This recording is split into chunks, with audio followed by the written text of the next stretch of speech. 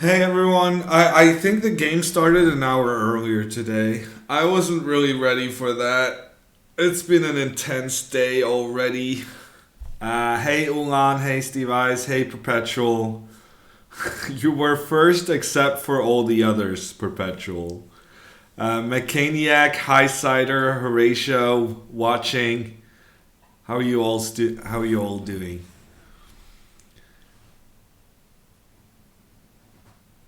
What's the score? I'm not sure what you mean by the score, Mechaniac. Oh, how did she do last night? That's actually a very good question. I didn't check. I was so tired this morning. Oh yeah, I did check. Okay, it's coming back to me. Yeah, she lost this French defense game. It's in her I don't know. I think it might be in her Discord or something. I saw the game somewhere. Yeah, she got it was a bit of a weird game. But yeah, she was attacking on the queen side, he was attacking on the king side, and kind of she got a new queen, but he checkmated her. So the big old story. You can't get a new queen without getting checkmated on the king's side. Honestly, it happened in one of Magnus's games today as well. In the second one against Belov, Magnus checkmated the guy just as he got a queen on the other side. Yeah, Horatio, I heard that the game was amazing. I just quickly played through it. I must have missed some sort of details or something because it's yeah, I don't know.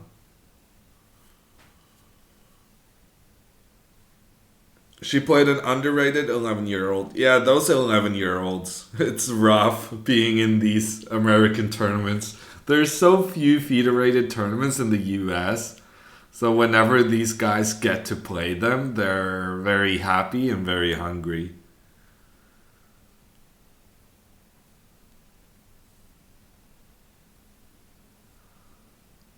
Mechaniac. Oh yeah, the game we looked at yesterday, she actually managed to save a draw. But then she played another game after I went to bed, which she lost.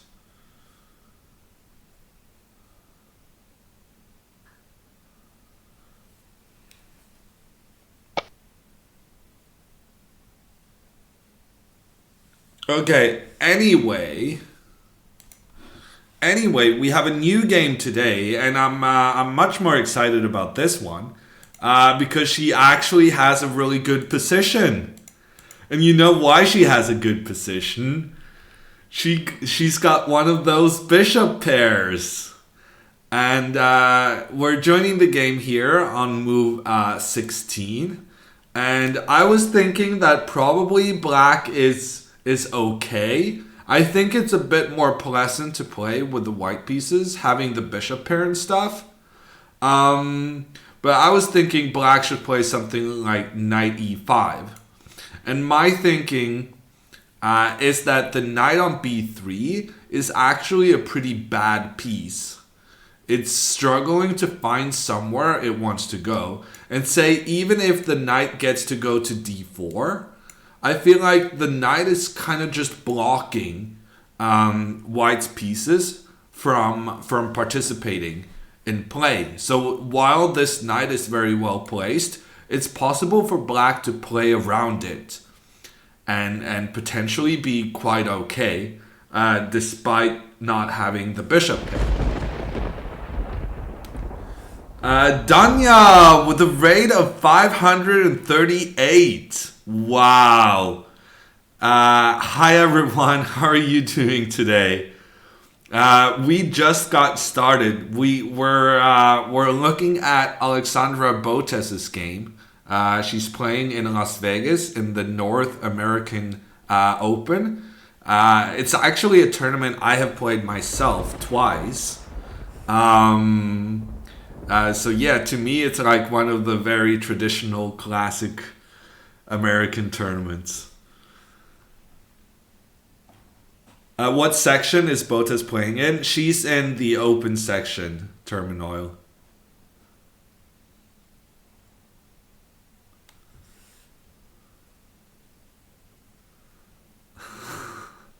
Aquila, thank you so much for the 21-month tier 2 resub. Apparently the internet says that I have $106 million. I mean, that's pretty good. Can I make money just inventing numbers and net worths of other people as well? I don't know how to do that shout out command, Aquila. What do you want from me? That sounds technical.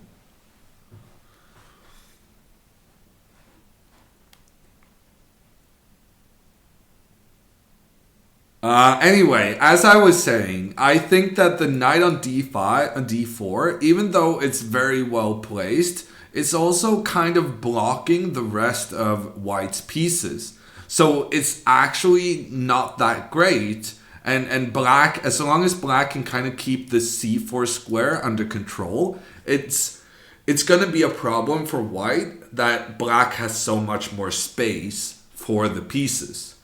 So that's why I'm pretty happy to see the move queen f5 and the fact that Botez responded by playing knight d4. Because now, because of the threat against the knight and against the queen, she gets the exchange of knights. And now, according to some kind of French grandmaster, it's better to have the bishop pair when there's also a pair of knights on the board. This is something Dorfman claims. And I think he might be right in some, maybe even most situations. But right here, the knight on b3 was clearly worse placed than the knight on c6. So she did very well to get that traded off. And now after rook c8, she has played rook d2, and she's ready to double and triple her pieces on the d file, putting pressure against the pawn on d5. And now Ethan Wu, playing with the black pieces, he's gone b5. I'm guessing he's threatening to trap the queen. And here, wow. Here, Botez went ahead and gave away her bishop pair. Just as I was praising her, she goes ahead and gives it away. But the worst thing is, the computer says it's one of the best moves in the position. Which I find difficult to understand. And another interesting thing about this this position is that the computer suggests the best move for white is to move the rook back where it came from. Computer here says the position is about equal, so just moving the rook up. And after the move b5, it says, well, now white is much better if you move the rook back again. And the reason for that is that pawns do not move forward. And the computer thinks it's a big mistake for black to move this pawn up to a5, because now white can play a4 in the future and put pressure against this pawn structure on the queen side.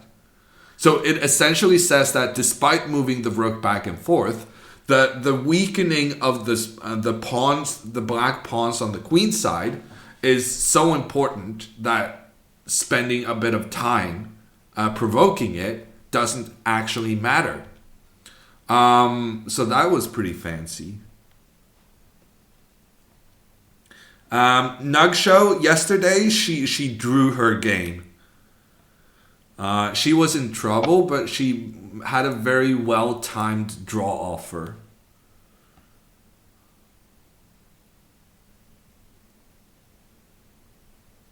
Okay, I'll look into that, Perpetual.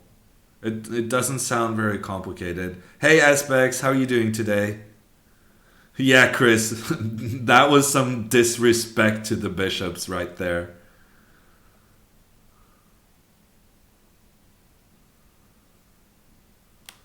Yeah, she lost the second game of the day, Pizza Racer. But I was asleep, so it's as if it never happened.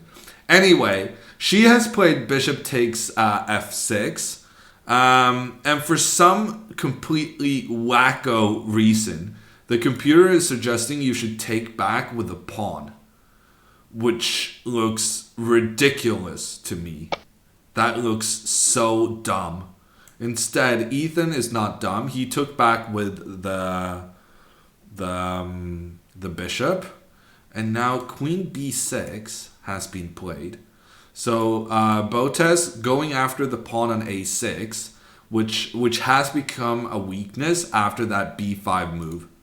So now these are the targets, but also the pawn on d5 can be a target that white is hoping to attack. Although queen b6 is a bit inaccurate. It would have been better to play queen b4. And the reason for that is that now after queen b6, black will play queen e6, which asks for a trade of queens. And then she's going to have to move the queen once again. And it would have been beneficial for her not having to move the queen twice in a row, because the queen on e6 is actually well placed to cover black's weaknesses. Okay, queen e6 is on the board. She could trade on e6, but then black gets more protection of the pawn on d5, so we don't really want to do that. Aquila gifting a sub to Vila. Thank you so much, Aquila. Hey, Howard, how are you doing? And Flo back in the house, the Twitch Prime sub for 14 months. Thank you so much, Flo.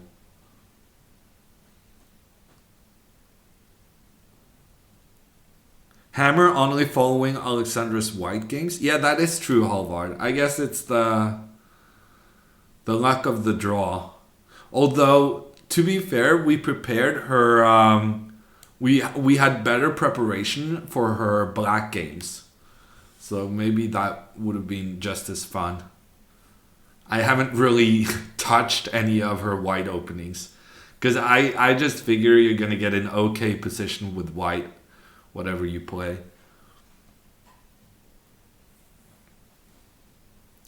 Queen a5 and then a4 seems decent, says Irvin. Yes, I agree. So that now this has to be the plan. Let me remove these.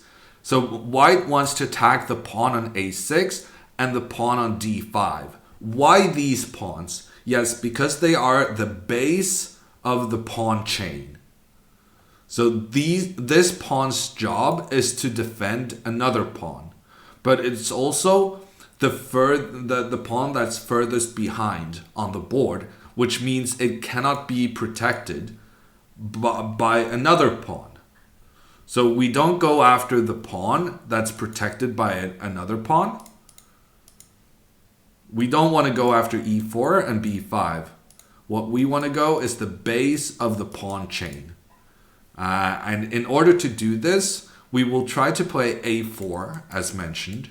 a4, not because we want to attack the b5 pawn, more because we want to remove the b5 pawn so that it's easier for us to attack the a6 pawn. And also, you know, maybe she can play her bishop around and put pressure on the d5 pawn as well. There are some plans here for her to increase pressure against either the guy on the side of the board or the guy in the middle of the board.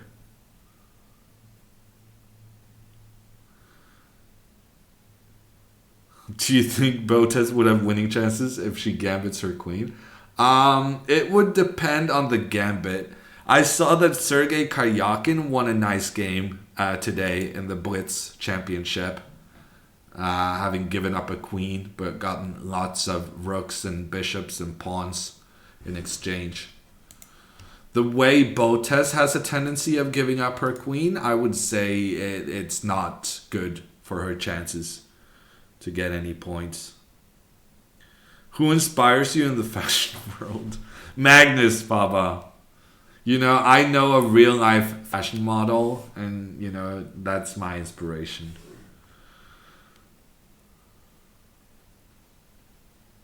Of course it did, Pizza Racer. It's good branding. She's good at that stuff.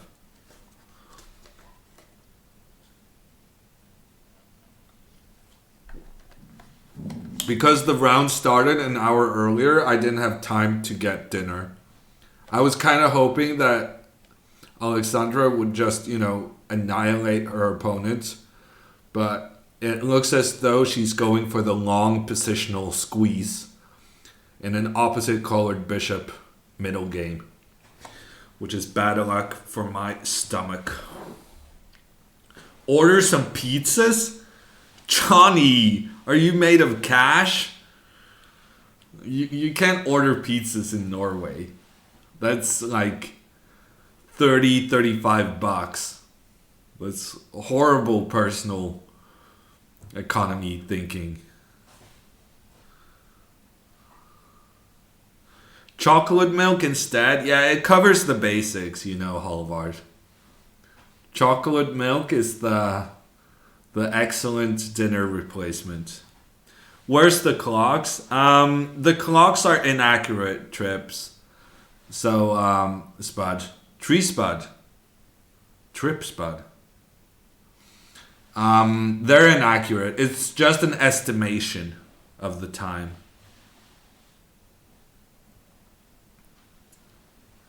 Really 30 plus? Yes. Pizza in Norway, for some reason, is ridiculously expensive. At least with, like, the big pizza chains. I don't really know why. I don't eat that much pizza. I don't eat cheese, so I'm saved most of the time from that expense. Order it from Sweden, probably cheaper with delivery. Yeah, and also there are so many Swedish people in general wanting to move to Norway. I can just ask one of them to bring with some pizza. What about pawn h3 and bishop g4 ideas?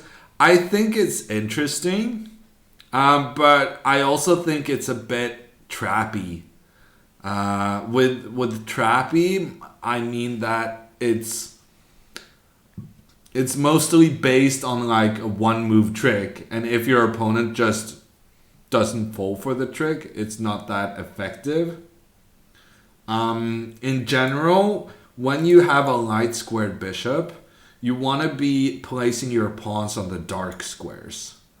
So h3 isn't really, it's not what you would traditionally do. Because you want this bishop to cover light squares, and then you want your pawns to cover dark squares. Carrot and some tea? Yeah, that's probably happening if this game goes along. Shlomomu. What's the best way to improve other than playing a ton of games and tons of Puzzle Rush? But those are my go-tos, Presto. I would say maybe read a book. I don't know. I think Puzzle Rush and playing some games covers the basics, the most important parts. And if you want improvement beyond that, you may want to get a coach involved. But you know, you want a good coach. And you know, there's, how do you know which coach is good? And like, there could be coaches that are good for you but bad for others, and vice versa, right? There could be some individual either preferences or different kind of ways of thinking or attitudes or something. So yeah.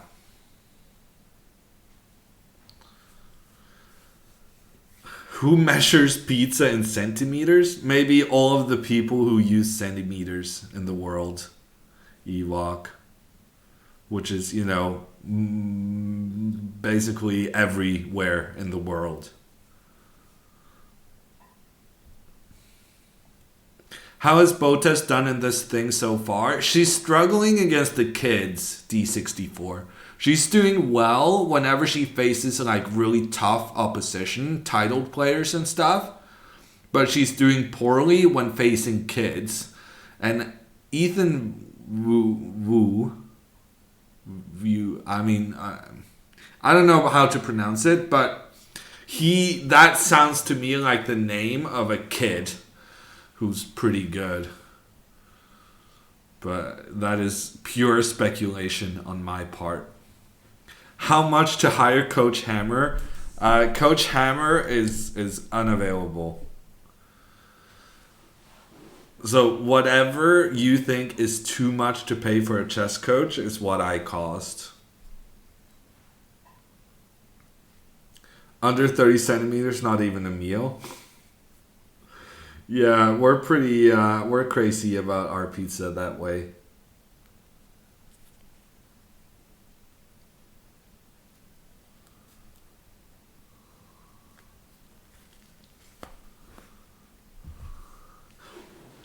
Ah, Halvard, saving up his hammers for a Halvard raid.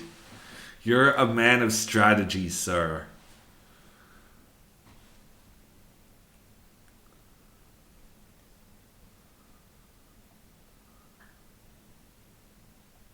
Ethan is 17? Wow. So he's the older sibling, maybe, of Rochelle. Woo. Maybe. I thought maybe he was a kid brother, but I guess he's an older brother. I'm also making the assumption that the two of them are related, seeing as how they're both using this chess casting system, and they're playing in the same tournament, basically next to each other.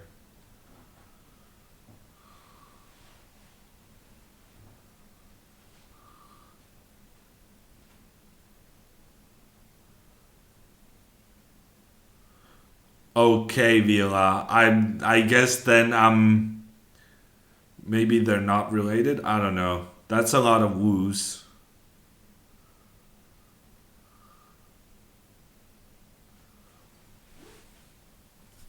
Is this the World Championship? No, Tubaka. This is Alexandra Botez's game from Las Vegas. Magnus is leading the World Championship. He was telling Norwegian media that he didn't feel so good, and then he went on to lead the tournament with half a point going into the final day. But frankly, if he was feeling well, he probably would have had like a 1 point or 1.5 point lead. The guy is pretty sick. The guy is pretty sick in Blitz.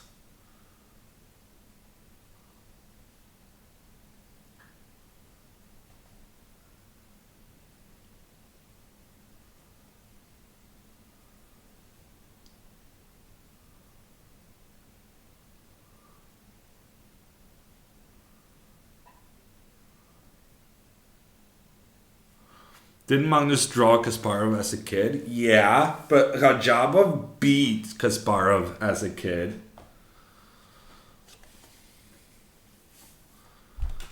And you know how he turned out. He's still a strong player, but he's mostly concerned about getting draws. I'm not sure why we were mentioning Kasparov and drawing. Oh yeah, okay, now I get it. Yeah, no. Yeah, he made his GM title since drawing Kasparov. He showed some promise. How old was Rajabov? Rajabov, I think, was 15 when he very famously beat Kasparov in the Linares tournament in Spain.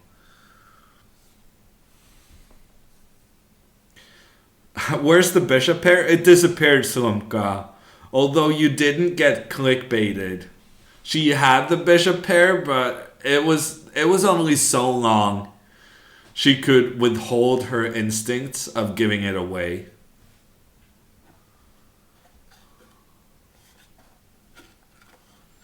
Rajabov, not being professional chess player, still got into the candidates. Yeah. That's pretty solid.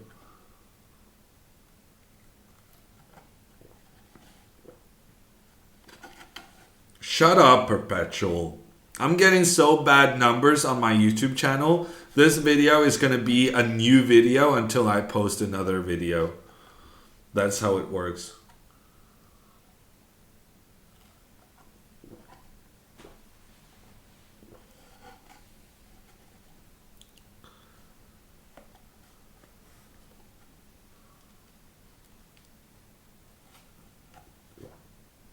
Nakamura is a much better person than Magnus? Wow. Well, I think people will debate that, but I have no opinion on the topic. I'm gonna declare myself biased in any such discussion. Is this the Botez game live? Yes, it is, Kingpin. What's the move for black? I don't really know. I kind of like G6. G6 is my go-to instinct.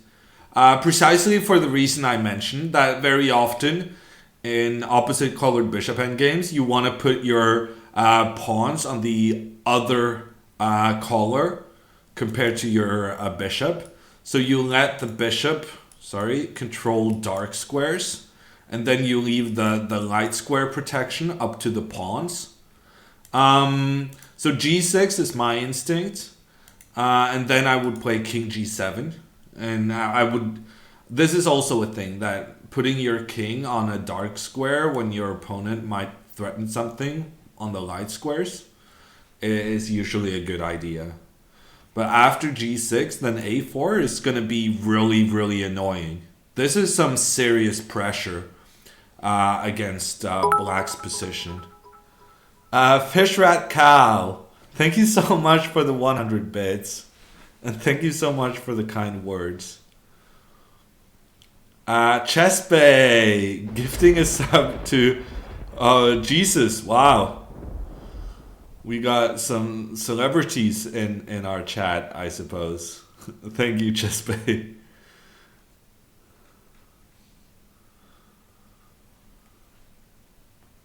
What's wrong with Rajabov? There's nothing wrong with him. He's just so boring. He plays for a draw with the white pieces almost every game. Honestly, I would much rather have Alexyenko, who's like young and probably not good enough, but give him a chance to prove himself rather than watch Rajabov making 14 draws in the candidates. And if, of course, Rajabov ends up winning the whole thing, then I will have to make a public apology. But it just doesn't really seem to be Rajabov's style. The way Rajabov qualified was through the World Cup, which is like the way to qualify without winning a single game. Because you can just try and make lots of draws and go to the rapid playoffs. It's a pretty effective strategy, though. Yeah, it's good for Alexandra that Ethan is thinking now, because she was a bit down on time. But yeah, what's good about Alexandra's position is that it's very, very easy to play. Almost regardless of what black does, she's going to play A4 on the next move. So like the only thing we can like investigate if there's some move, some tricky move that can be made that makes A4 a bad idea. So probably this Rook B8 move is very, very interesting. Because then if she takes the pawn on B4, then computer saying D4 is a big advantage for no. Computer saying black has a strong initiative here.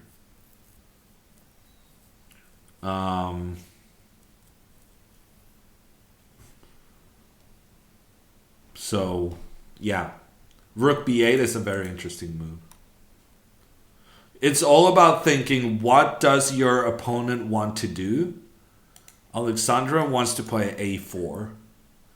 And so then you can kind of deduce your way to the rook b8 move with the sole idea of having a good response that if a4 then b4, and you open up the position for your bishop.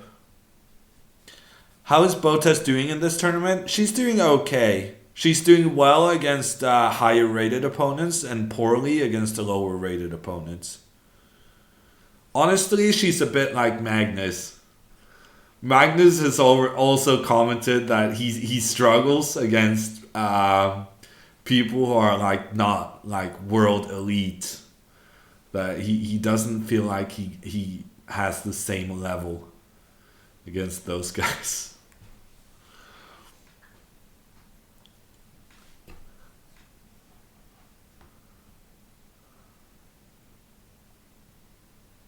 Hey Lionel, how you doing?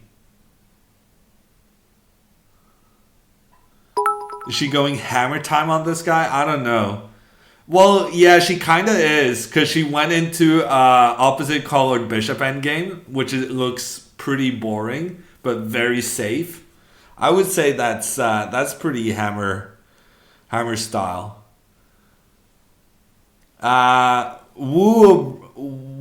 Wahoo Brew. Thank you so much for the 100 bits.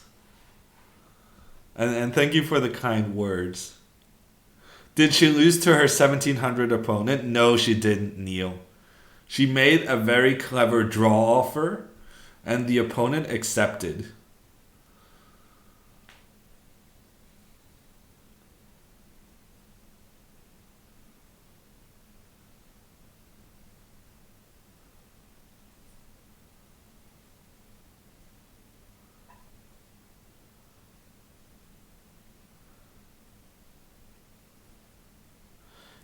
Yeah, Chespe. I mean, I think basically he's admitting that his concentration is not as good when he faces lower rated as or lower rated as when he plays like the top 10, top 15 guys in the world, which is ridiculous, because surely that shouldn't be so difficult to fix.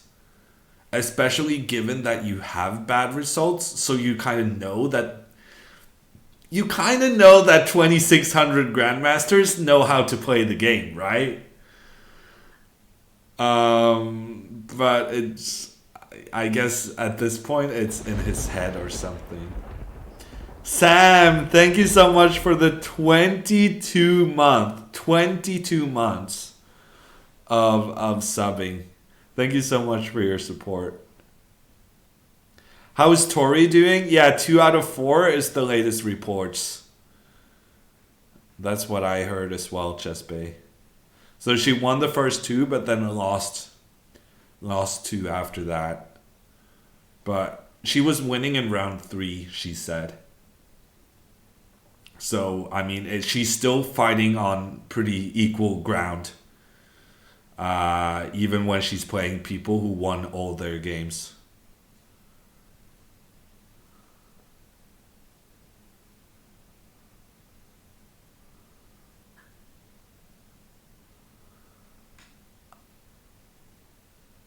Is it 2 out of 5, Vila? I thought there's 3 more rounds for everyone. Maybe I got it wrong. Because Tori's tournament has 2 rounds less. But I don't know how that works out for the schedule.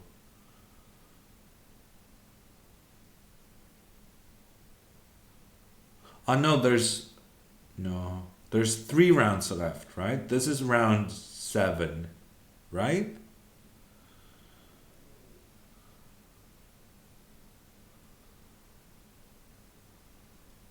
What's Hansen's score in the Rapid and Blitz? Neil, when I do commentary on Magnus, I'm completely focused on him. So I only know that the other Norwegians are doing very well. But I haven't had the opportunity to check on Eric's score. Okay, Chespe. I didn't know.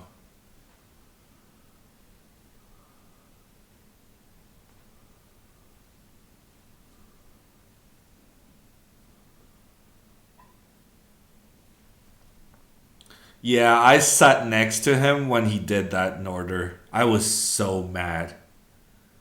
I was furious. It looked as though Magnus was just going to squeeze in a full point in some endgame against Pelletier, and then he goes and blunders a piece. And whenever I play for Norway, I feel kind of stressed out about sitting next to Magnus. But after that game, I was like, oh, it's so. I was still feeling like, oh, it's so stressful to sit next to Magnus. But then I was like, oh, it's so stressful to sit next to Magnus and not know what kind of stupid blunder he's going to make next. Suddenly, he was the weak link on the team. Uh,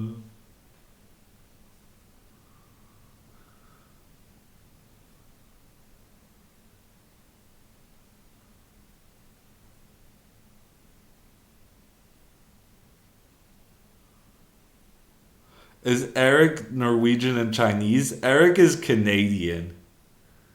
At least one of his parents has Norwegian heritage.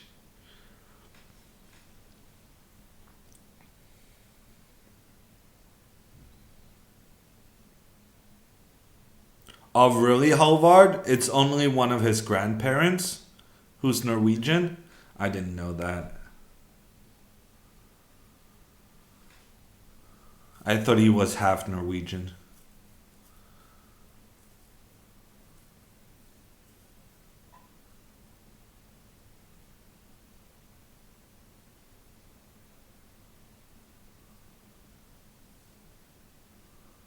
Hey, Sharky.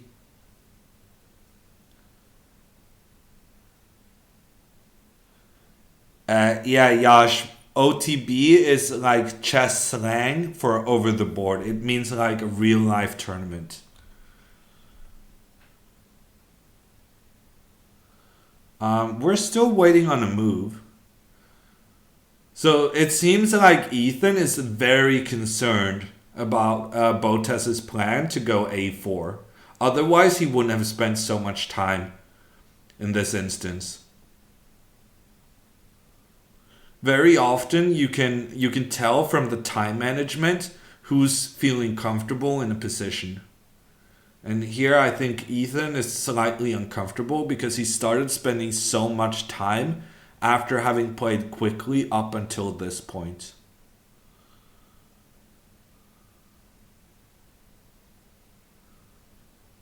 Who's better in Fortnite, Vila or Chessbay? I don't really know.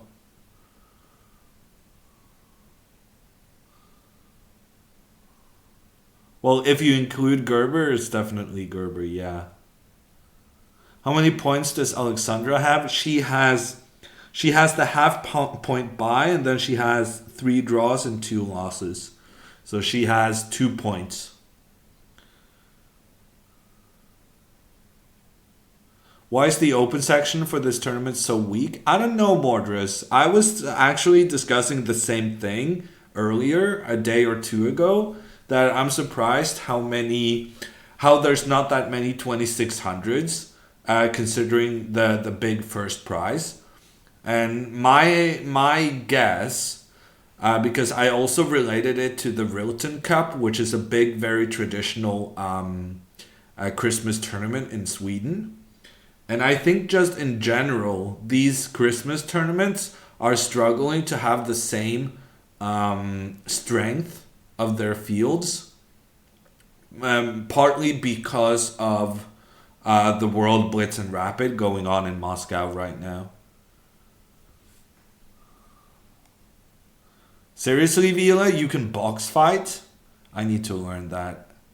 How old is Ethan Wu? Our information is that Ethan is 17 years old. But I'm trusting chat on that. But chat is pretty trustworthy. The name of the tournament is North American Open, Sharky.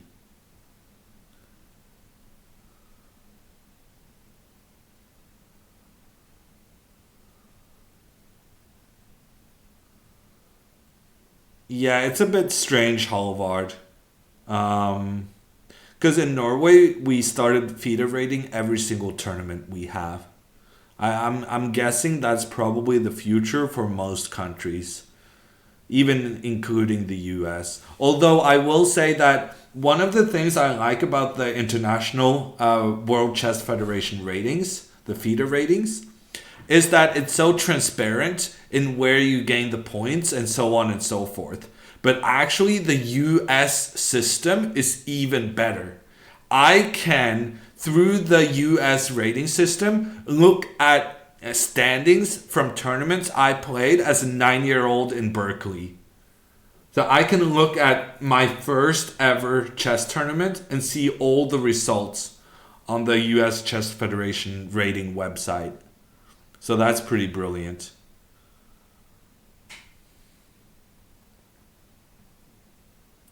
Draxus, you're actually not the first one to suggest this H3 move. And I kind of dismissed it as being too one-dimensional. That you can't just play a trappy move and hope that it works. Because 9 times out of 10, your opponent is just going to avoid the trap, and then you got to ask yourself if you really have improved your position.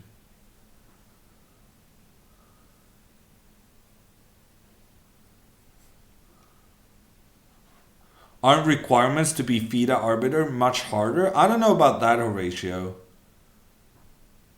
I think anyone can be an arbiter, right? I don't know. Did I have to do a course? I don't think so. I had to do a course to become a trainer. But I don't think I have to do a FIDE course to be an arbiter, a judge, referee, whatever we want to call it.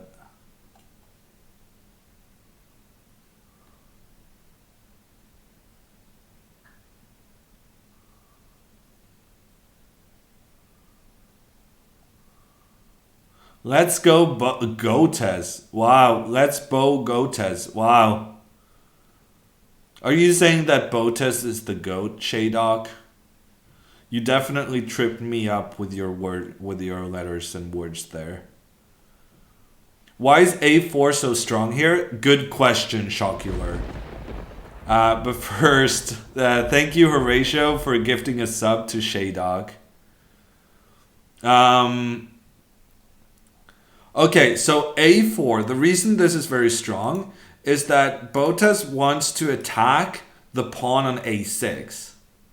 And right now she wants the bishop to participate in that attack. And in order to do that, she needs to first remove the pawn on B5.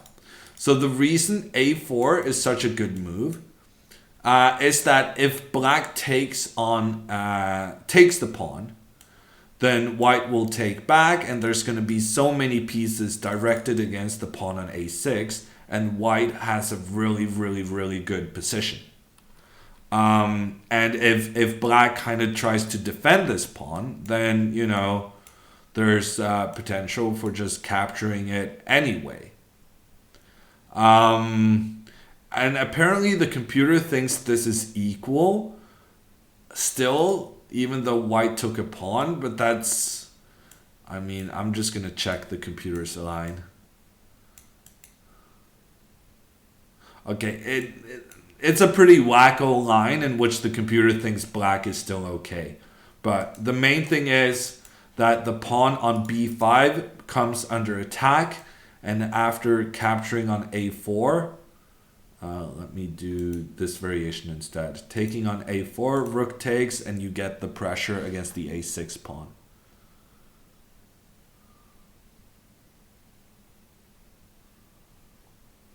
Goated in chess entertainment. Tabakara asks, how high rating do you think Botez can get if she does everything she can to improve? I mean, I don't think really people have that high of a ceiling, but I think what people do have is a what's the opposite of infinite? finite. Finite? Is that how you pronounce it? Finite? Infinite? Finite? That sounds weird. People have a finite... Still sounds weird. Finite time, amount of time to get better. So if you're saying that, you know, she drops everything, she becomes a bum and lives off her savings and tries to do only chess, I think she can get very, very, very strong. But she's an adult, and adults have responsibilities. And that really gets in the way of your Fortnite gaming, your chess gaming, and other hobbies and interests.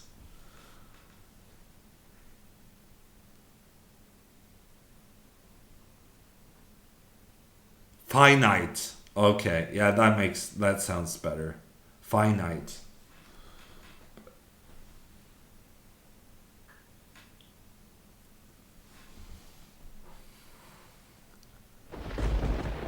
Whatever gets Twitch chat going, Chesbay. Peter, thank you so much for the 12 months. And happy anniversary.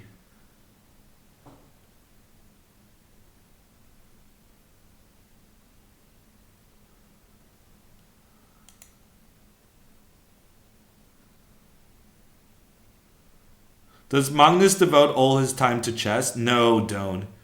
He doesn't devote that much. Well, that's not fair, but there's definitely a lot of people in the world spending more time on chess than Magnus, and some of those people devoting more time than Magnus are probably not even close to being as good as Magnus.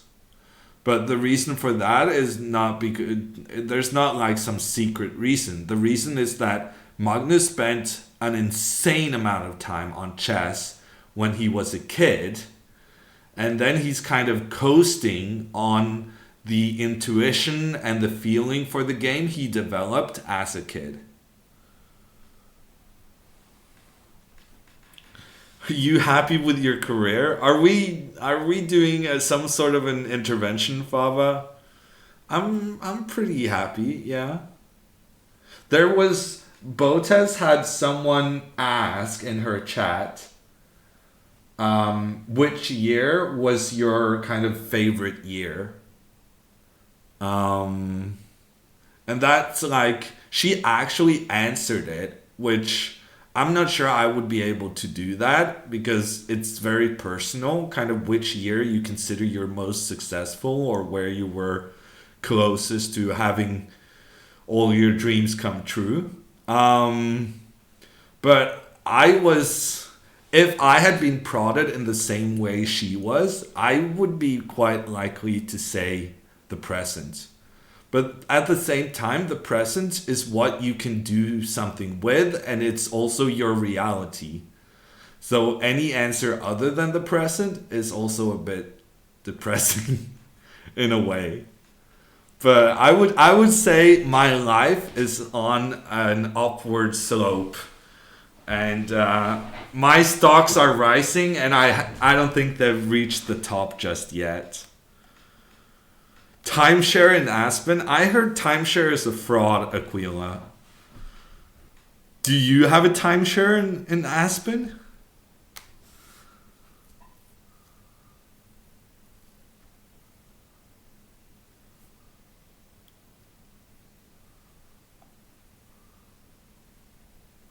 Tactics? I saw somewhere where you can change your Twitch username. But in general, Twitch settings are so difficult to find because they're scattered all around on the site. Good luck, sir, in finding that.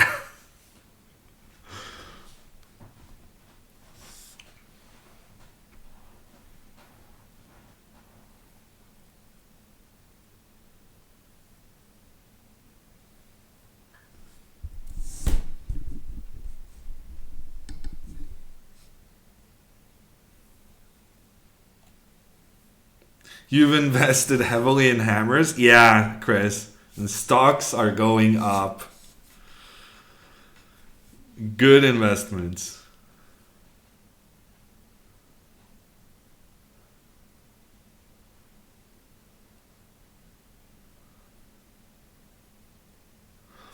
Augustin was never close to 2700, but he was still much stronger than me to Baccarat.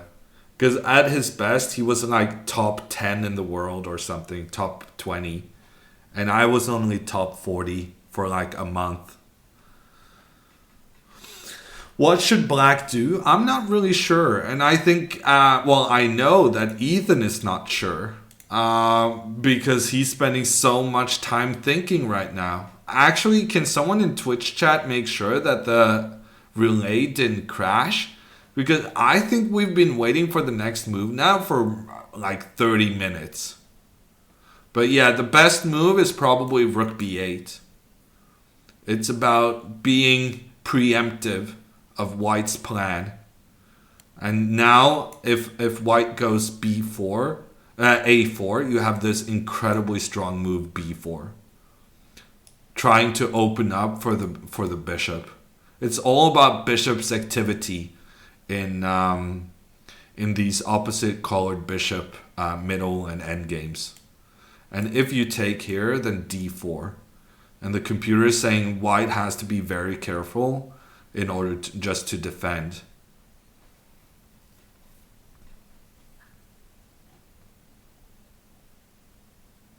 Yeah, Alexandra's pawn structure is good face chess. I agree.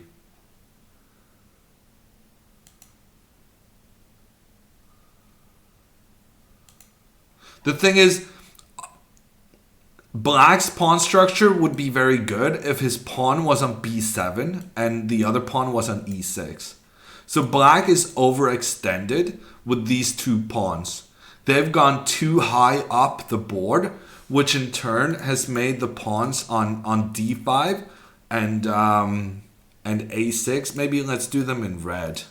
They have become attacking targets. And White is going to spend time going after those pawns. So if I'm actually going to take it back, face chess. It's not that Alexandra's pawn structure is good. It's that Black's pawn structure is bad. But seeing as how there's only two pawn structures in a game, when Black's structure is bad, it means White's is good. Kinda. Thank you, Augusto. Do you think Magnus will lose his title in 2020? No, I don't think so, Whammer. What can Black do to stop a4? Yeah, so we looked at that floppy Tuesday. This Rook b8 move is pretty cool.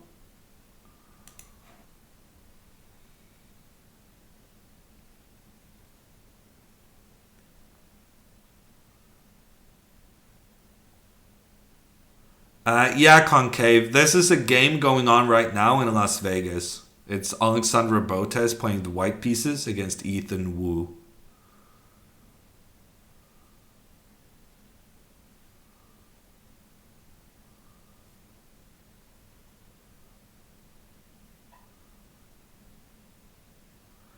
Raphael, if you start out playing chess at 23, you're going to have to be very comfortable in order to pursue a chess career. Yes, that's what I'm saying. You basically have to be set for life and be able to do whatever you feel like. But of course, there are those people. Those people do exist in the world. They just tend to do more exciting things than playing chess. They tend to go traveling the world and, that kind of thing. Who convinced Botez to play the London? I think it was Mini Botez. I think Mini Botez convinced the proper Botez to play the London. But it's a pretty good opening. It's... since we already mentioned some comparisons with Alexandra and Magnus, I will also mention that Magnus has been playing the London with quite some success in the World Championship in Moscow this past week. So it's a pretty good opening.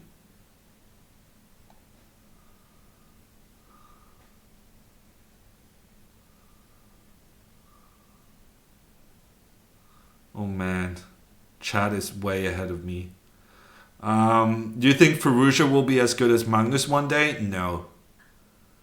I don't think. I think Magnus is very special. I don't think the next world champion.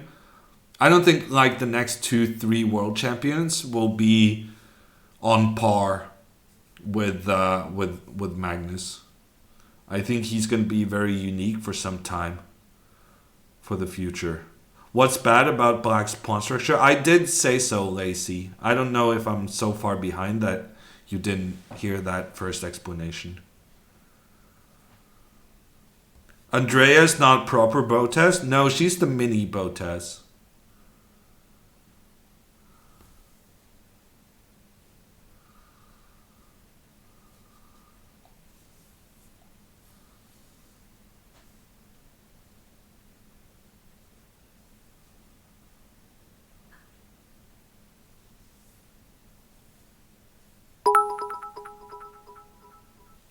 Cheers for proper Botez.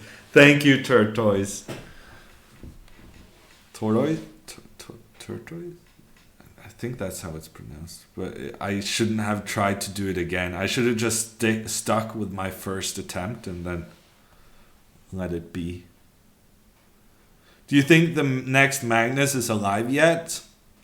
Next Magnus as in the next world champion? Or the next person who's gonna revolutionize chess?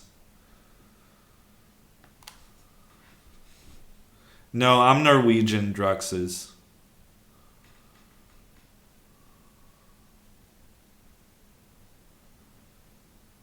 Tortoise? I think that's about what I said on the first try.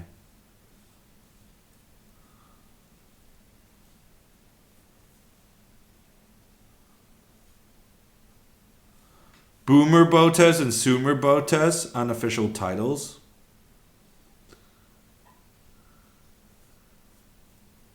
Actually, Shaydog, that's very good. Although I'm not using the Sumer Botez. I'm happy with my mini Botez nickname. I've never really had a good one for the proper Botez, right? So from now on, it's mini Botez and Boomer Botez. I think I'm gonna stick with that. Someone who will dominate. Yeah. I don't think so, Gerber. But on the other hand, maybe I'm exaggerating Magnus's effect. Because I mean, I'm in the thick of it in Norway, and you know, from my experience, remaking an impact the way Magnus has done looks pretty darn impossible from where I'm sitting. She ain't a true boomer? Well, that's not how the meme works.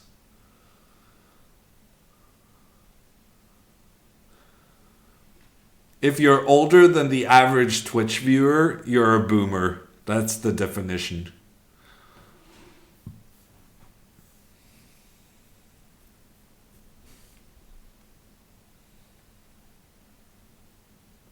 Okay, how old is the average Twitch viewer? I'm guessing it's about 18, Horatio. 16 to 18.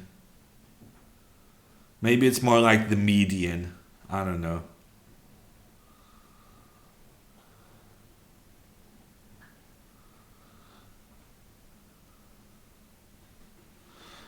Mega Maniac 16 plus is there was a I was watching Chap some weeks ago. They had this very same discussion, and I think they concluded that 16 plus you're a boomer these days.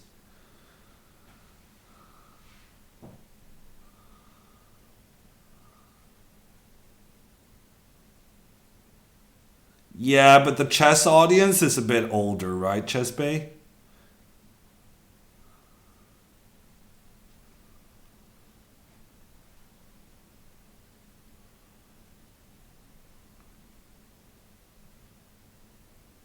I saw Loya was playing with Myth this morning, Vila. I was late to work because I had to see the finish of this one game they had.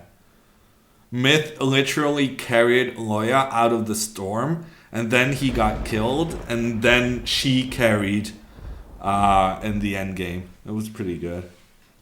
Horatio gifting a sub to Face Chess. Thank you so much, Horatio. What's a good move for black? Mario, Rook B8, we're thinking is the best move. Because it's all about having a good response to Alexandra's plan of going A4. Putting pressure on black's queen side. But I'm seriously concerned that the live stream has crashed.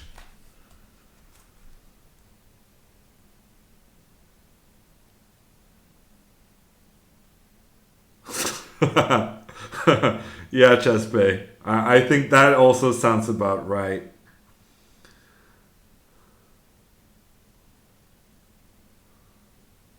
Ooh, De Bruyne scored a goal.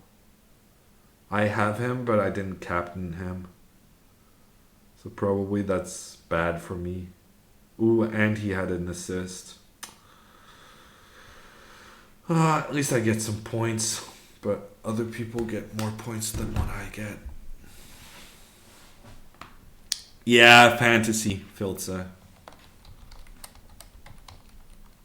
It's been a rough round for most people. Magnus is not doing as well as he was. I mean, he's still top 100 in the world, but he didn't have Trent Alexander-Arnold. So yeah, he dropped a bit down the scoreboard. Do you watch every Premier League game like Magnus? No, Martin. I don't have the subscription. You have to pay like $50 a month to watch Premier League, and that's I'm a pretty, let's say I'm careful about money, and let's also say that there are words with more negative connotations frequently used to describe me. So yeah, Premier League soccer is not on my list of expenses. How many moves have been played? This is move 22. Useless.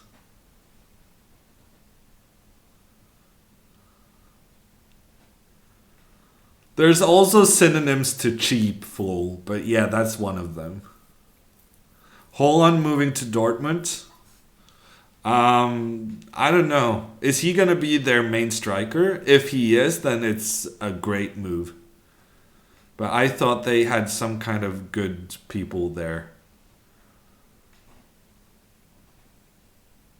And I mean, they have a record for giving chances to young players. I mean, Jadon Sancho made the move and people were like, oh, is that the right move? And he's been, he's now a regular on the English team as far as I understand.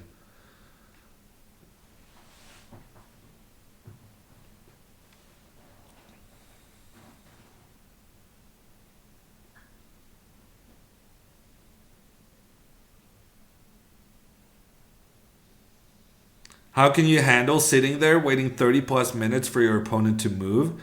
You shouldn't sit there concave. If you start to get restless, you should go for a walk. You should have a glass of water. You should go to the toilet. Maybe even very often when I'm stressed out, if it's like getting down to the wire with time trouble or it's like a really important game, I will frequently go and splash water on my face. Also, partly because a lot of chess venues have horrendous air and air conditioning and stuff like that. So you just want to splash water on your face to kind of freshen up a bit.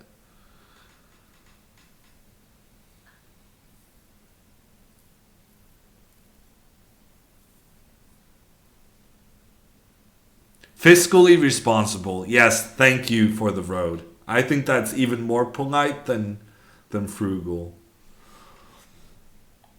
So is the game still going on? My problem is I don't really have any way of figuring it out. I guess I'm going to go on my cell phone and check if if there's progress in some of the other games.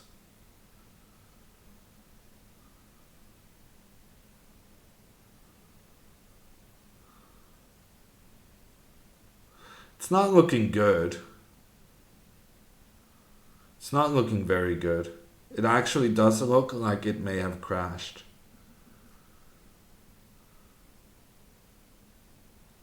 Wow, Cat is being a wild man. H5. I haven't seen that move before. He probably prepared it.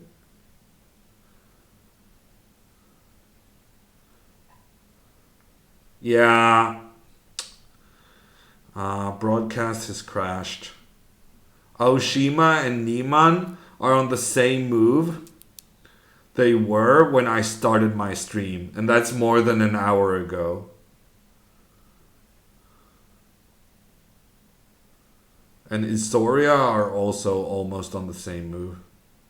It definitely crashed, I think. This Ethan guy, he was playing so quickly in the opening. I don't think there's much chance of him having actually spent more than 30 minutes on a move. It doesn't really seem to be part of his MO.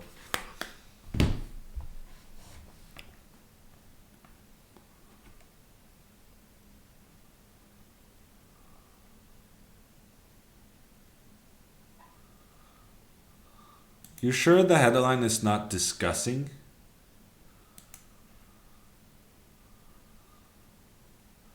Midnight Fox, yeah, I did see that. I critiqued Magnus on my broadcast for that horrible opening. But to be fair, Magnus was better in 10 moves after that. Predke played so poorly and so slowly.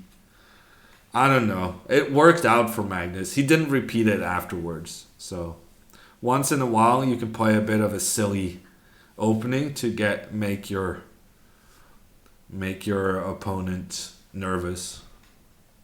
Hey Abdu, I don't know if you commented a long time ago. I just saw your message.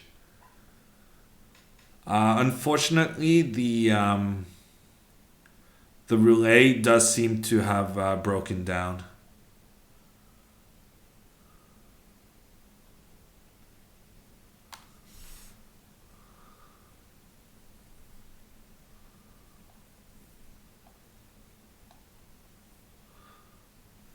This game could be over and we'd have no idea. Well, the game is not over, Mega Man, because every time the game has been over, Alexandra has come into chat and talked to people about how the game went. So it's definitely not over, but we'll never be able to know when it's gonna be over. And without chess moves, a chess stream becomes... Well, I kind of like chess streams without chess moves. I would be a good talk show host, I think. Well, maybe not talk show host, but something. Stand-up comedian. I'd rather hear myself talk than others, right? Then stand-up comedian is the right way to go. Do you drink coffee while playing a chess game? I don't drink coffee at all, Red Kura. I drink tea, but yes, I have had tea during chess games. Late night with Hammer, something like that. I have the name for it, Horatio. Book recommendations. Yes, Umbrella. I have book recommendations. Books. Books. I don't remember. Probably books. Can we watch other games? No, Tori is not using this thingy that makes the games relay. But also, as I was saying, the whole relay has gone boo-boo. So regardless of what game you would want to watch, none of them are working. So the answer is kind of no. You have 7,600 hammer points. How are you going to spend them, Neugeselskiste?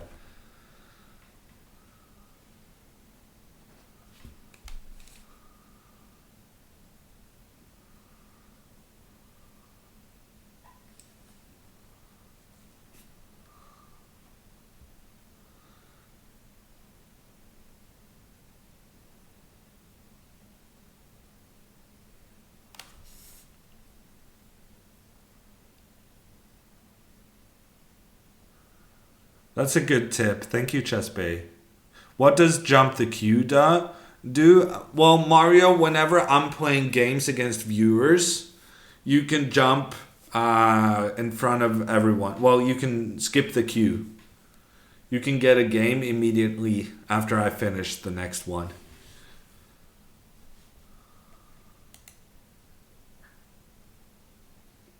Yeah, I might not be here in 20, Pizza Racer. Also, do you have stores open on Sundays? I'm so jealous. So jealous right now. I wish I could go to the store and get something to snack or whatever.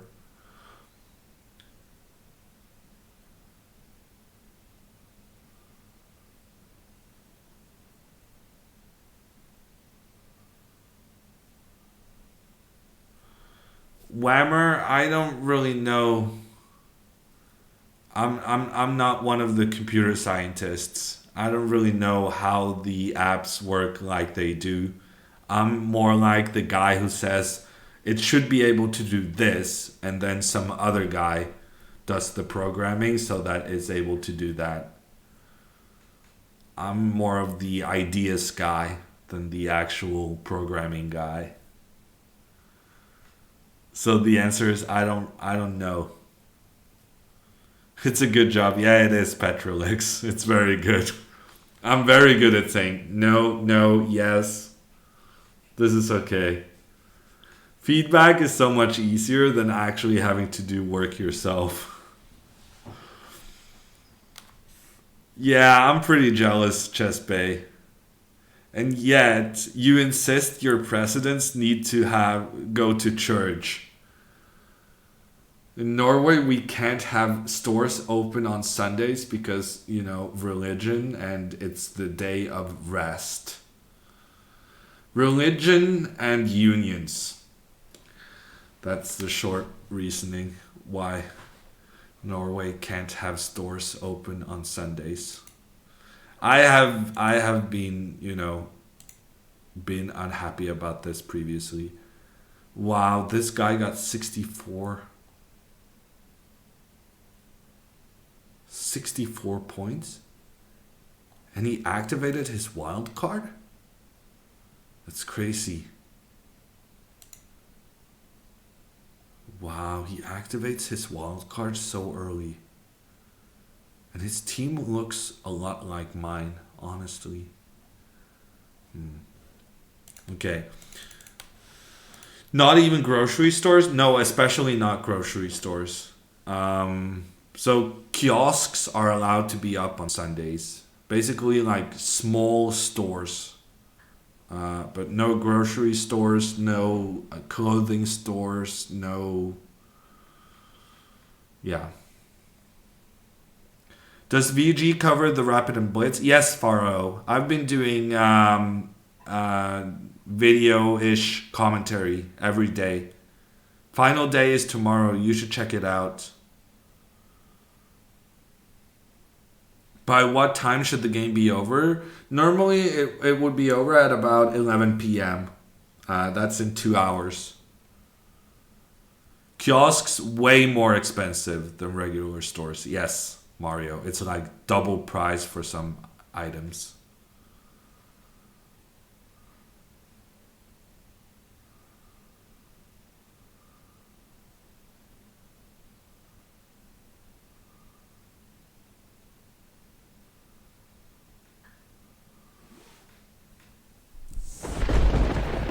Curly Queen with a rate of 22. How are you doing? I saw you were doing some game analysis or something. Are you playing in a tournament right now?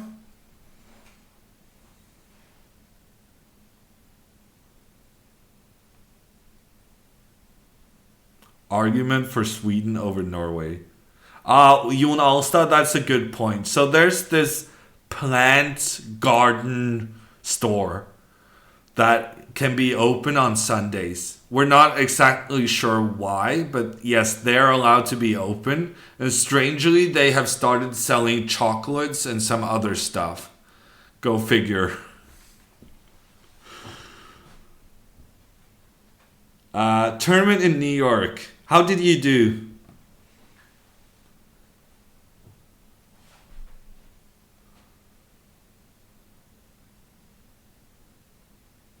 Haha, yes, that's true. That's true, Ulan. I do have the curly emote, speaking of which.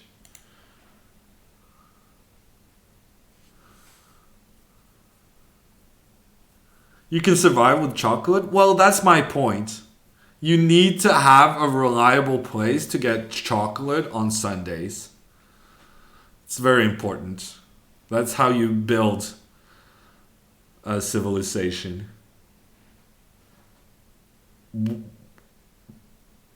Pretty good. 4.5 out of 5. Okay, yeah. 4.5 out of 5 sounds better than pretty good.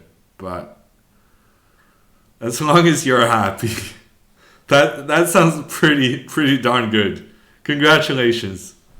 Oh, out of 6. Okay. Yeah, that's pretty good. I agree. Not too bad, not too... Could be better.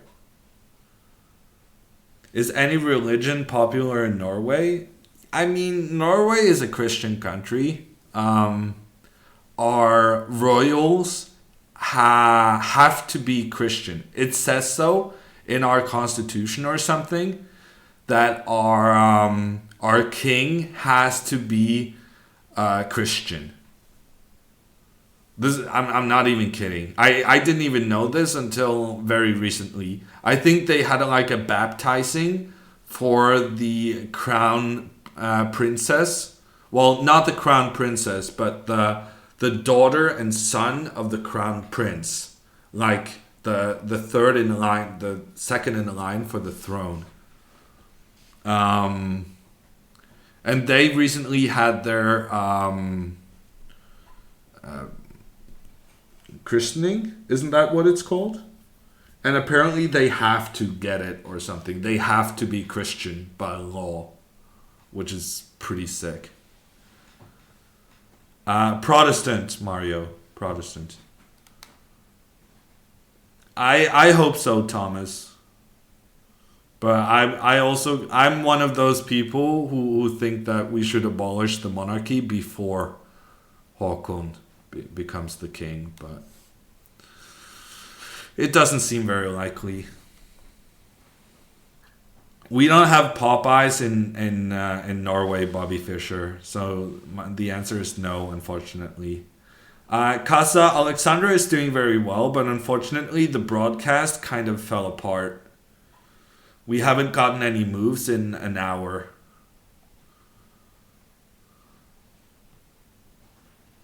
Yes, I live in a monarchy. Though, to be fair, a lot of people do that check over. They have monarchies in Spain and the Netherlands and Belgium and England, and it's reasonably common in Europe. At least like the west side. It's like the ocean going up from Spain, and then France doesn't have a king, but then it's Spain, England, Belgium, Netherlands, and then we go up to Norway, Denmark, and then Sweden. All of the monarchies are kind of along that ocean path, shipping route.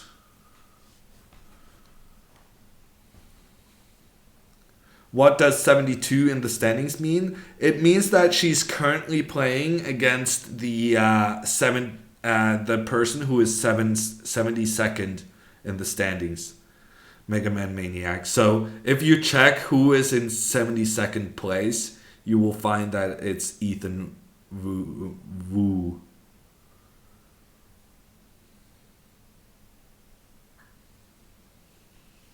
Monarchies are good for tourism. I don't know if that's true, but yeah, we have quite a few tourists taking pictures of the royal palace in Oslo.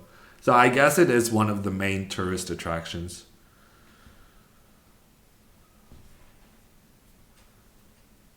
Monarchs don't have any real power in Sweden, at least. Well, the thing is, they don't ever use their real powers. So it's more of a trust system than anything else. Because in Norway, the king is a figurehead. but he does have real powers. Which I kind of fear that most people don't actually know. But yeah, we trust the king to understand his place.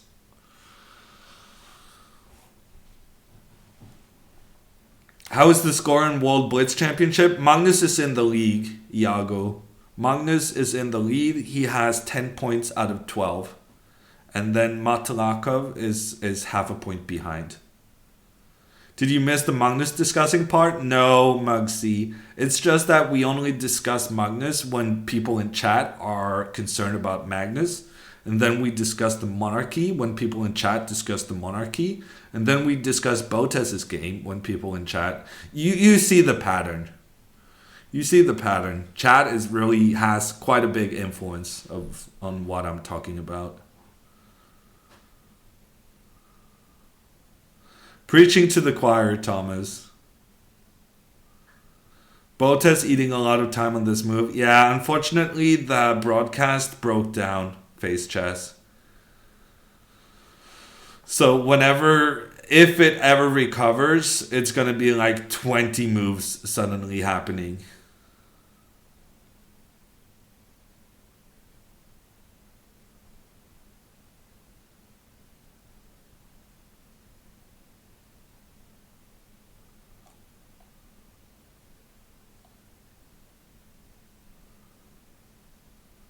Oh, the King of Sweden actually has zero power?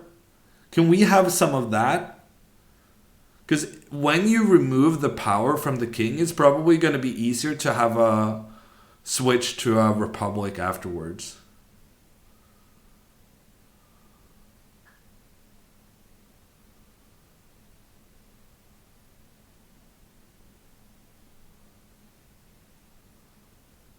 This is Botez's first game of the day, Finesco. You can be both a monarchy and a democracy.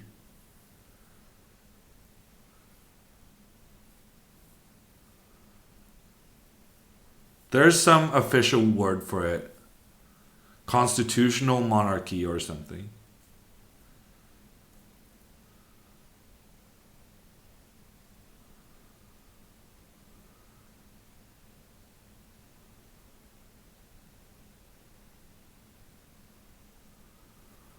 Anita, Botez's games yesterday were pretty rough. She was playing some kids and she was struggling. She barely made a draw in the first game and then she lost the second game to some 11-year-old. We need someone to go to Vegas and give us an update. Honestly, Halvard, we have had people in Vegas come into chat and volunteer to go fetch information. I kind of wish that would happen today as well. But both Cats, Crypto Chess, and some other guy I never heard of before, but apparently he was in Vegas.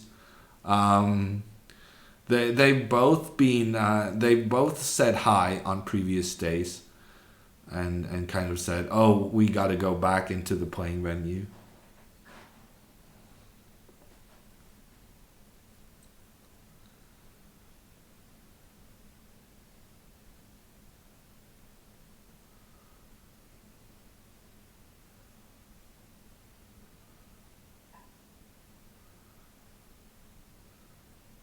Yeah, Iago, I realize that having a president isn't, it's still someone to fill the role that a king would have and the duties of the king.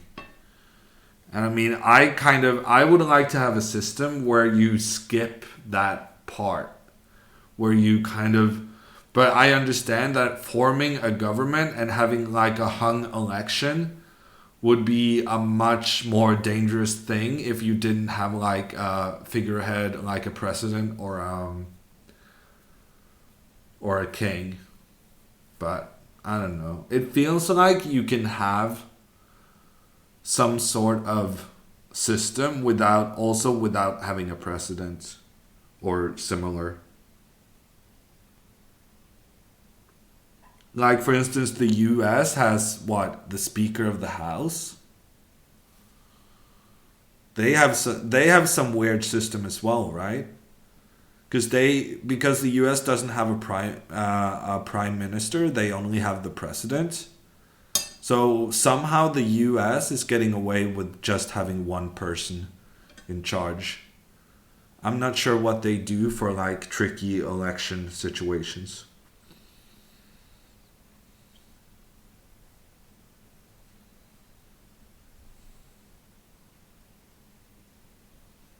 I don't know, Thomas. I think like Germany has a president and a prime minister.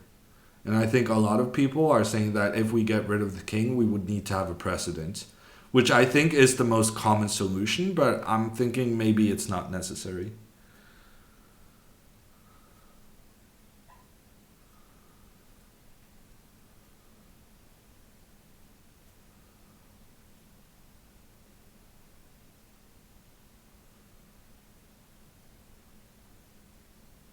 Senate can overrule the president.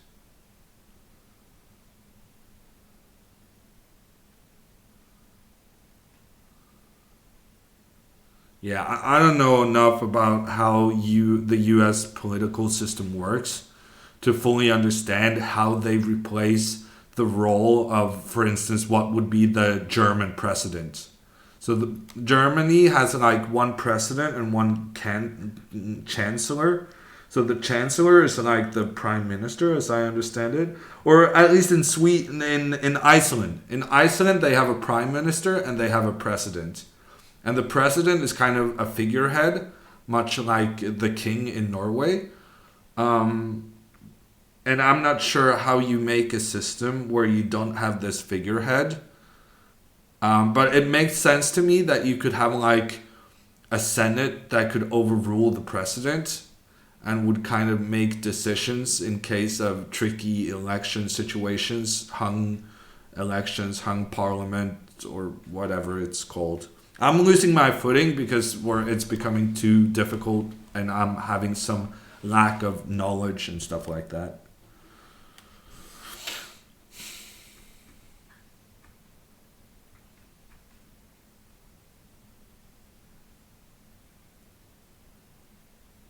Yeah, but I mean, most countries have electoral college, Bukowski. I mean, Norway has that as well. It's not really unique to the US.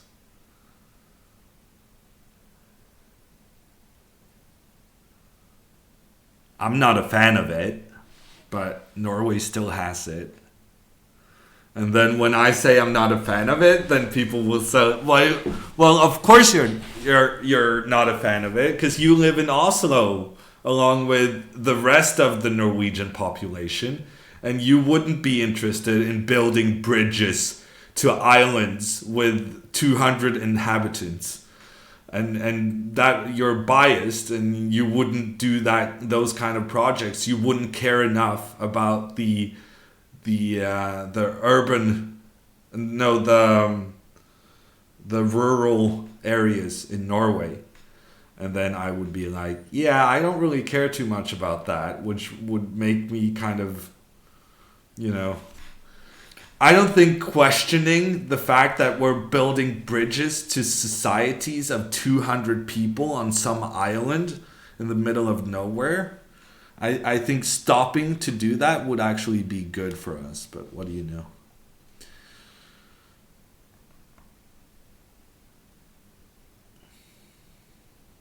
Didn't Sweden once gift Norway a mountain? I don't know, Shay Dog. I know that Norway was almost gifting Finland a mountain at some point.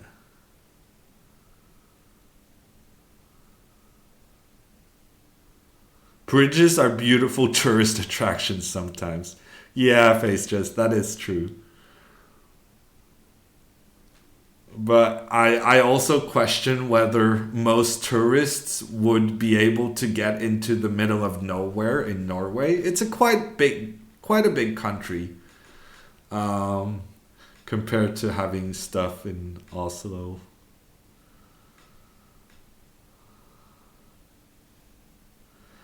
Mary, I consider myself center right. But center right is something very, very different in Norway than in the US. So I'm probably a bit, yeah. You have to understand that Norwegian politics is on a completely different, has a completely different context to, for instance, the US one. So even though I'm kind of center right in Norway, I would be kind of Bernie Sanders-esque in the US. And the US considers him like the furthest left you could possibly imagine. So it's just two very different realities and doesn't really compare that well across borders, for instance. Far left in the US, center right in Norway. Yeah, that about sums it up, Hans.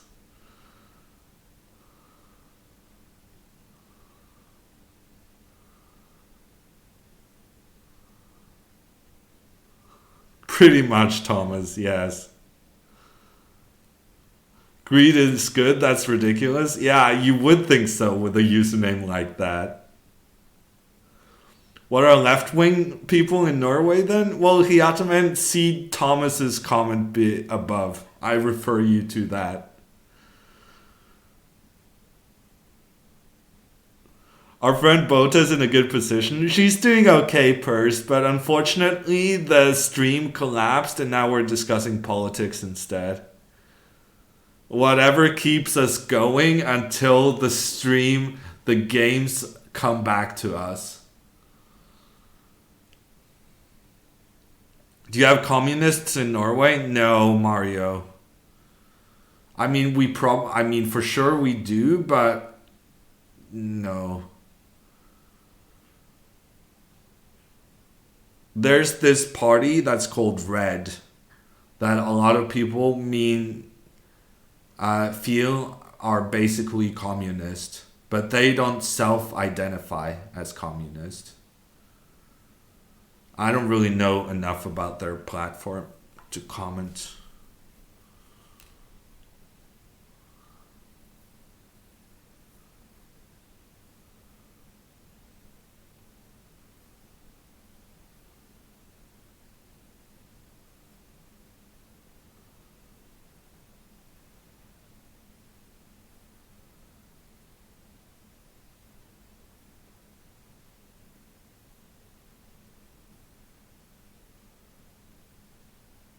Hopefully her queen hasn't mysteriously disappeared when the stream comes back.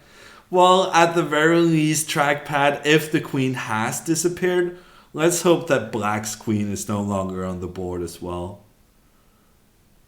Did Ethan play a move? Probably he did, Peron. But unfortunately, the relay, the broadcast from Las Vegas, has crashed. So we haven't gotten any new moves in an hour and a half.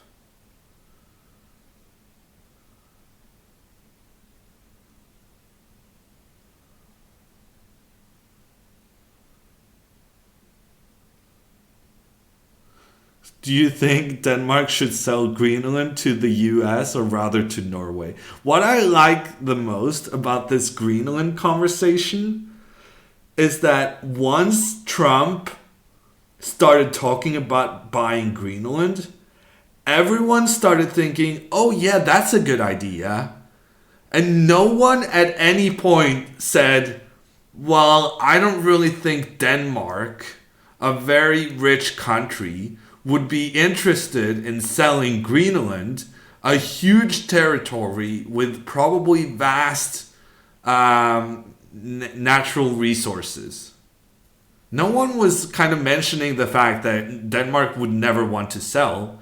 All they wanted to do was either talk about how dumb Trump was for wanting to buy Greenland or how brilliant he was for it.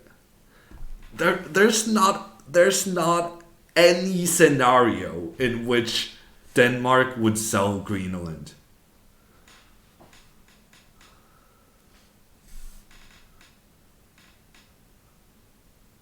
No one thought it's a good idea. That's not true, though.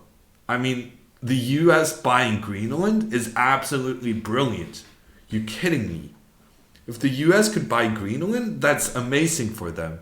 It would give them possibilities of having military bases in the north, closer to Russia, having some kind of their rocket system thingies. For the US, getting Greenland would be amazing. And they can pay as much money they want because they just print more money.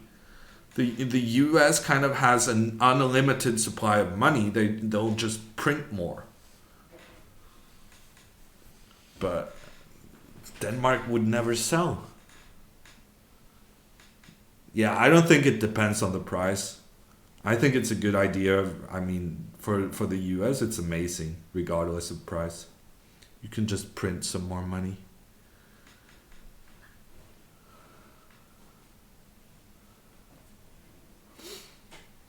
Want to play Rocket League until the feed is fixed? I want Shaydog. I want to tell the truth. I want to play Fortnite until the stream is fixed, but.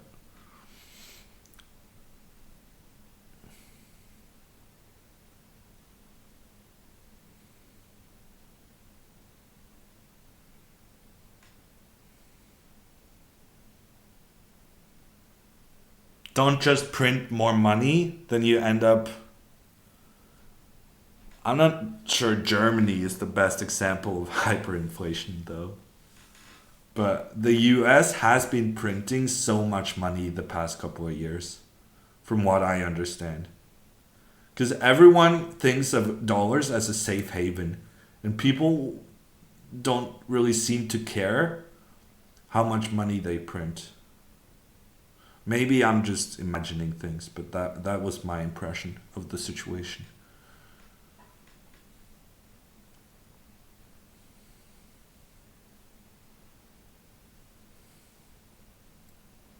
I would do it, Shaydog, if I had any idea on how to put the game in the corner. I guess I can just use the screen grab I have. The part of Greenland not covered by ice is 7 times larger than Denmark. That's pretty big.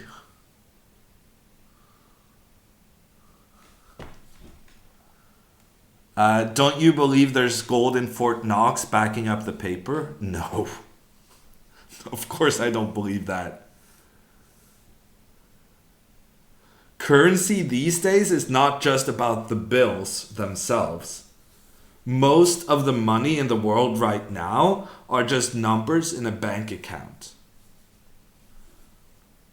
It doesn't matter whether you have the gold to justify all the bills in circulation. Because most of the money is just sitting as numbers in bank accounts being shuffled around.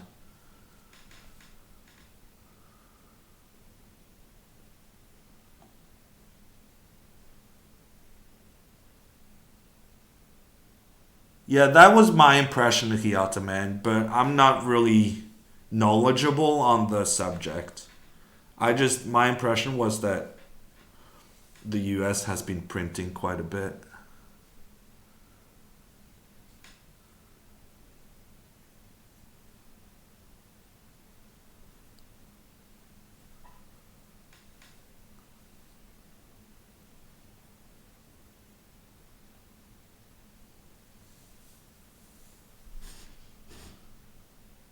Her opponent is rated 1862. Retreat. But a lot of these kids she's been facing in the previous rounds, they have had a much lower FIDE rating, World Chess Federation rating, than their national rating, which is partly due to the fact that a lot of US tournaments are only rated within the USCF rating and doesn't count towards the international one.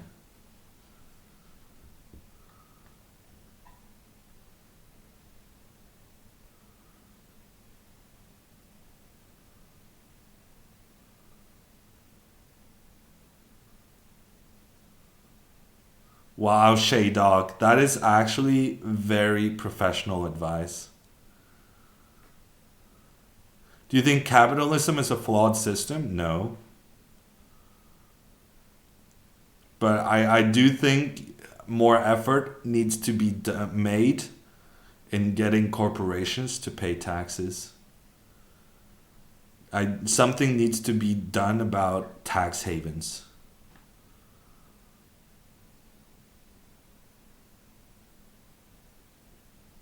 Maybe the solution is to remove taxes on companies and only have taxes on consumption. Maybe, but something has to be done. Botez is about 2100 Perron. Yeah, her opponent is 17. The name of the tournament, Robin, is North American Open. It's being played in Las Vegas right now. You bought the Norwegian brown cheese pizza racer? That's some good stuff. Well, capitalism is flawed, but, you know, to paraphrase, democracy is the worst system of government except all the others. It's the same for capitalism. It's definitely the best, but it's still got some problems. Okay, I'm doing it, Shaydoc. I'm also just gonna check the number of viewers first. Just to know with myself how wildly unpopular Fortnite is.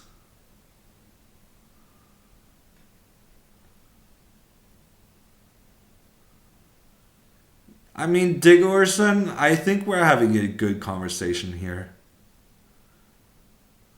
I don't think anyone is derailing it. What country is fully capitalistic? Oh wow, we got moves and she's winning! She's winning! Yay! We got moves! Like 40 of them. We got like 40 moves, but Botez, she's got that endgame technique, yo. Look at that. Just going into the opposite colored bishop middle game. And look at her go. 2 pawns up. Just mentioning Fortnite did the trick. Yeah, I suppose so.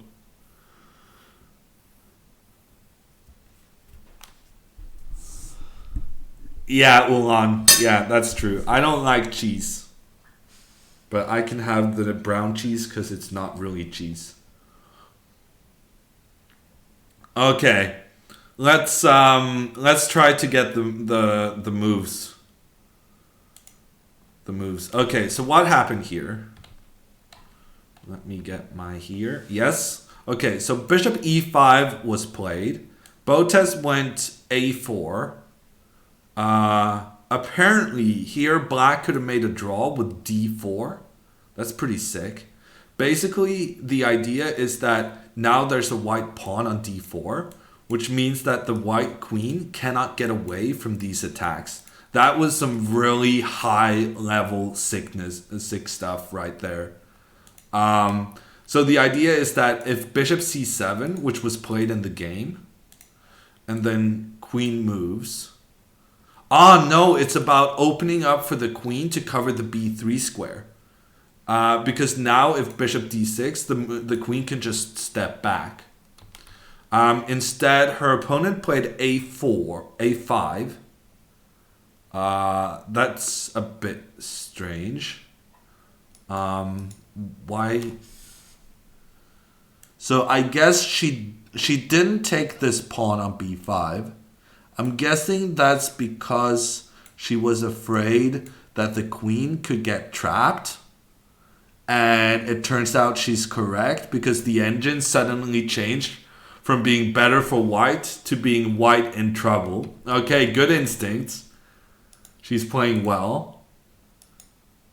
Let me just promote this thing to the main line. Okay, so she made a great call there. Not to capture the pawn, not to get too greedy. b4, okay. So black sacrifices a pawn with the idea of that if white takes this one, I guess you can get some pressure towards the b2 pawn. Instead, she played rook d1, which the computer said was the best move.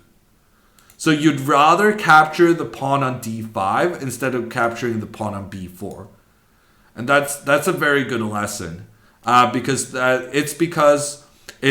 capturing the pawn on d5 would open up potential for this bishop to contribute in the attack.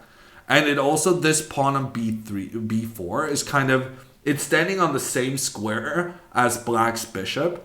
So it's kind of not contributing in a good way.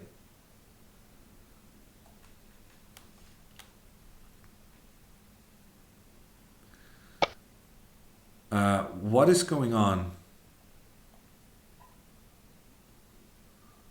Okay, there's still moves happening in the game. We'll just go through what happened while we were disconnected.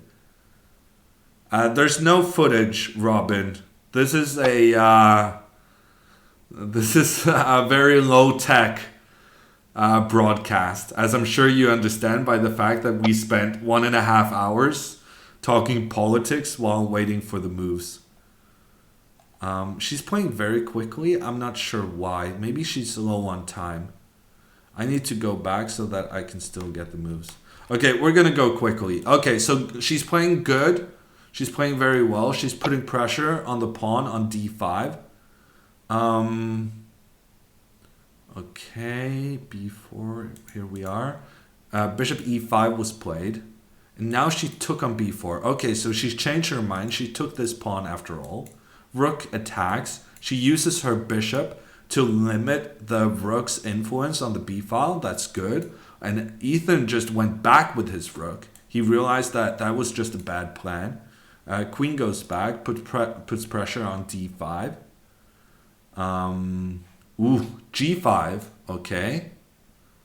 G3, good move. Placing your pawns on the opposite square of your bishop.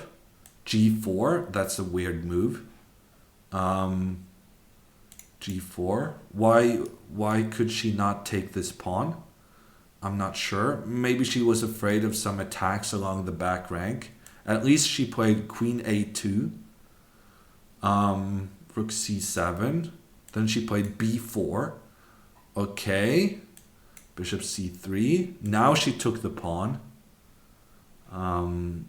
Takes. Oh, it's over? She won? Oh. Aw, I was hoping to go through the game.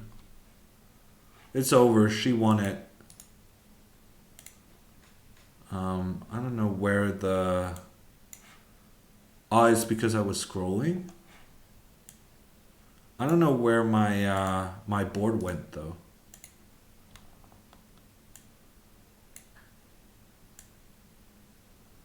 Derek. Oh, she moved to the side maybe. 1-0. She won it. You can still show us. Yeah. I'll do that, Gerber. She won. Opposite colored bishop endgame. She won it. I'm kind of surprised Ethan would resign here. But I guess he's losing the pawn on h5 as well. Yeah, I'm not sure why the opponent resigned. GM in the DMs. I feel like that was somewhat early to resign. Okay, takes. So she went into the endgame. But she gave away the pawn on the b file. But she did know that she would be able to get not just this passed pawn on the a file, but also a double attack on the bishop and on the pawn on e5. So in this endgame, she manages to have 2 pawns more than her opponent. Bishop e1, rook takes e4. So far, so good. h5 was played. Then she played rook f4, threatening bishop c4 and putting pressure on the pawn on f7. And because of that threat, her opponent had to go king g7 so that bishop c4 can be met by f6. And now she took this opportunity to play h3 because this pawn could be really annoying, limiting white's king and its scope for the endgame. So h3 was also a perfect move. Captures, rook to c2, tries to get at this pawn on f2, but then king g2 comes back, protects that pawn, bishop d2, trying to be tricky, trying to capture the pawn on e3 because of the pin along the second rank towards white's king. She played king f3, bishop e1, but now she used her bishop to block the rook. It looks as though this bishop will struggle getting back into play afterwards, but she managed to solve it. So after f6, rook h4, rook to h4, the rook is pointing towards white's two weaknesses. The pawn, the passed pawn on the a file, and the pawn on f2. But Botez had it all covered. And she went rook h1, first kicking the bishop away from its position, and then bishop b5. Sorry, this was played. And then bishop b5. And here the opponent resigned. I think not so much because he's 2 pawns down, but it's because he cannot protect the pawn on h5. So for instance, if he goes king h6, then she can play g4. If he goes king g6, then bishop e8. And no matter what he does, Botez is going to have the option of capturing the pawn on h5 next move. And I think that's why he resigned. Although I feel like it was a premature resignation, because if she takes this pawn, then once again the bishop will be able to have a good attacking position. And the opposite colored bishop endgames can be a bit tricky, and sometimes even having 3 pawns might not be good enough. I think long term she would win this, but I feel like Ethan resigned a bit early. Probably it's also he thought about the fact that there's 2 games a day.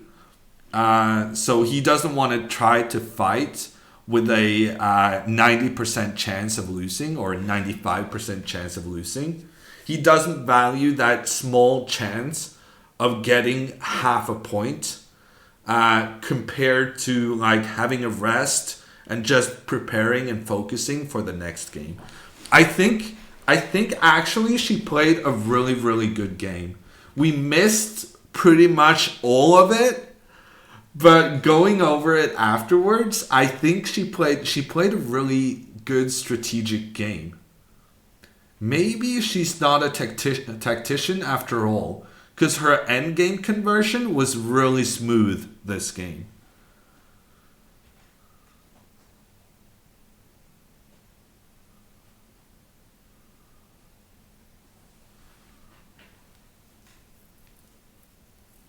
Tacitus, this was Alexandra Botez against Ethan Wu.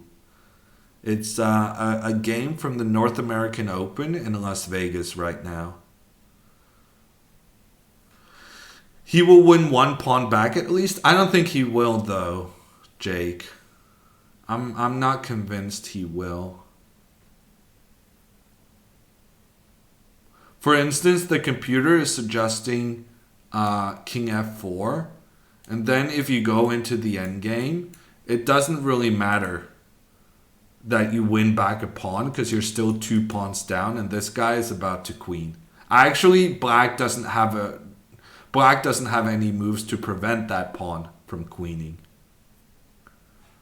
So yeah, I think he resigned because he saw that there was no way avoiding being 3 pawns down.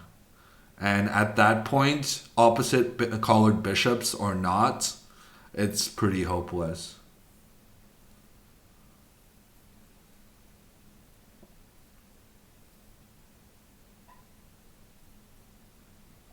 Okay, I think this was a great game actually. Yeah. Well done. It's like it's almost like a grandmaster would play. The way she kind of went into the opposite colored bishops and then prodded black's weaknesses, managed to provoke some weaknesses, some targets in black's camp, and then just proceeded to capturing everything. Well done. I think that's the conclusion here. Oh, you've been lurking. Well done, Alexandra. Good game. We were so sad that the relay kind of, yeah, it played some tricks on us.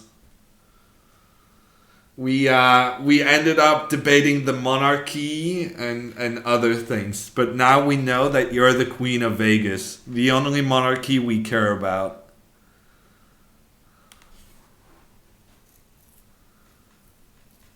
We'll be here today. We're here today, Alexandra, and we're here tomorrow as well.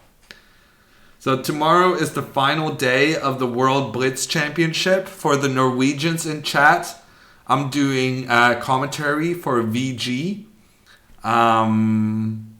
It's going to be very exciting. Magnus has the lead going into the last 9 rounds. If anyone is also interested in looking at how Norway is broadcasting chess in rather large scale, I suggest you join my Discord, and I'll try to make sure that there's a link to tomorrow's broadcast there.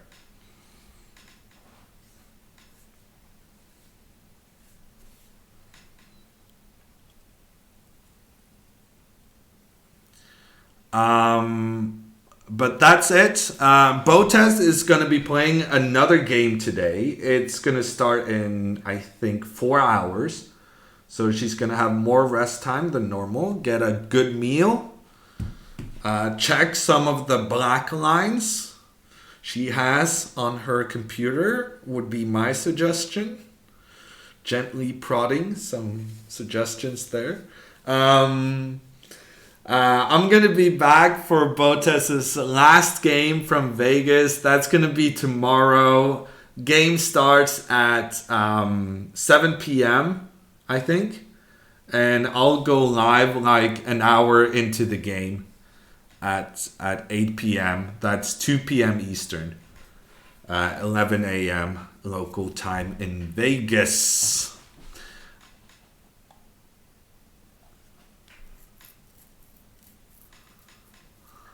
VG in English? No, it's in Norwegian. But there could be some people, even though they don't understand the language, maybe people would... I mention it because people might be interested in kind of just seeing how crazy the chess fever is in Norway. Okay, thanks for watching, everyone. Good luck to Alexandra. I'm going to go on Twitch. Kevin, thank you so much for the 2,500 bits. We'll cross our fingers that the relay will work tomorrow. But for now, it's time to for me to have some dinner, frankly. I'll raid Fiona, I think. Thanks for watching, everyone, and have a good evening.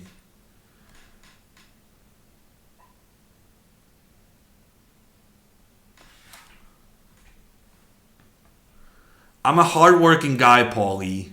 What do you want from me? I was going to have dinner after work at 7 p.m., but boom. Then Botez's game started an hour early. What are you going to do? Bye, everyone.